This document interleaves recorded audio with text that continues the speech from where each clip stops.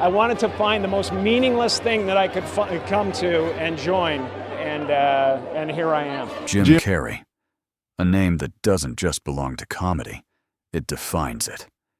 He isn't just funny, he's something else entirely. There was a time when Jim Carrey didn't feel like a normal human being. He felt like a living cartoon. His face could bend, stretch, and twist in ways that didn't even seem possible. His body moved like it had no bones, like pure energy had taken human form. While other comedians relied on jokes, Jim Carrey became the joke, the performance, the entire experience. He didn't just make people laugh. He controlled the room. He broke reality. And for a moment, he made the world feel lighter. Because what he did, no one else could. Had no bones. Realize that that's what my special thing is, I guess, is that I'm weird. But after his recent appearance, people started asking a strange question. Is his face even real anymore? Something felt off, different. Is it even real? And I was like, I'm dead. Jim Carrey has built a legendary career. From The Mask to Ace Ventura, Pet Detective, and Dumb and Dumber. And of course, How the Grinch Stole Christmas. He was everywhere, unstoppable. But here's the twist. I'm talking in the past. Because, You know, Jim Carrey is a great character, and I was lucky to get the part. But I don't think of that as me anymore. After reaching the top, he realized it was all just an illusion. So he changed direction, chose deeper, more serious roles.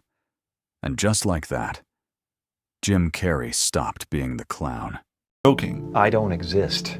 They're all characters that I played. The smiles slowly faded.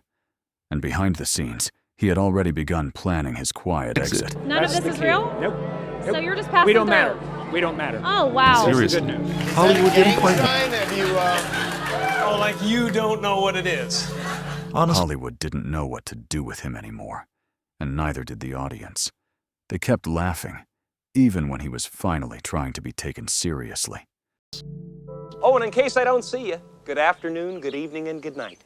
Even in order to today, do he remains a mystery. So let's break it down. How one man conquered Hollywood, and then chose to disappear from it. Factory. My father was not only the funniest man in the room, but he was a fantastic saxophone player.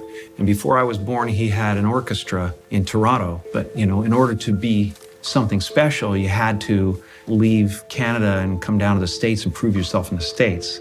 He was a little bit afraid of that transition, and also he had a family to take care of, so he became an accountant. As time wore on, it wore him down, you know, it wore him down, and he got a little bit bitter, especially when he lost his job when he was 51. That really broke him. Not only was he compromising to raise a family, but when you compromise and you fail, it really hurts. It hurts even more than failing at what you love. His childhood taught him something powerful early on. Life isn't all sunshine and rainbows. And more importantly, if you're going to fail anyway, fail at doing what you love. I learned many great lessons from my father, not the least of which was that you can fail at what you don't want. So you might as well take a chance on doing what you love. For Jim Carrey, comedy wasn't just a hobby. It was survival. He didn't just use humor to entertain. He used it to cope with life itself. Life. And a lot of people don't know this, but when I was about 14 or 15, my father lost his job, and I actually became homeless for quite some time. Of course, I grew up in Canada, so I thought we had just gone camping, you know. Jim Carrey's childhood wasn't easy.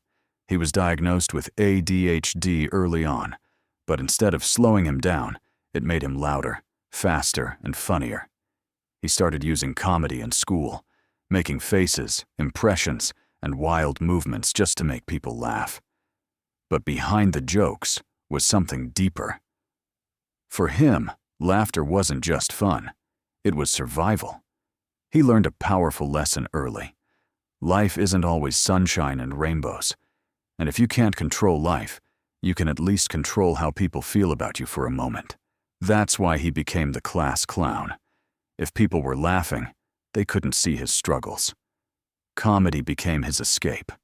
By his teenage years, he already knew his path, stand-up comedy. But the road wasn't easy. In Hollywood, he was often rejected, ignored, and even thrown off stage. There were nights he performed for hours with no laughter, just silence, and even anger from the crowd. But Jim didn't stop. He kept pushing until something changed. His explosive physical comedy finally caught attention. His weird faces, insane energy, and cartoon-like expressions made him unforgettable. Soon, Hollywood had no choice but to notice him. Then came 1994, and everything exploded.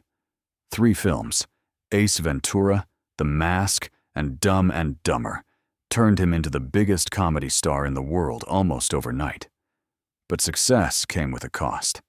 People didn't see Jim anymore. They only saw the funny guy, and that became his cage. So he changed direction. With The Truman Show, he shocked everyone, showing he wasn't just a comedian, but a deep, emotional actor. Then came Eternal Sunshine of the Spotless Mind, where he went even deeper into heartbreak, identity, and reality itself. Over time, Jim stopped chasing fame and started questioning it. He even began saying something strange but powerful. Jim Carrey isn't real. It's just a character. Today, he lives a quieter life, focused more on art, painting, and inner peace than Hollywood fame. And maybe that's the real lesson in his story. The funniest people aren't always the happiest. And sometimes, behind every laugh is someone trying to survive the world.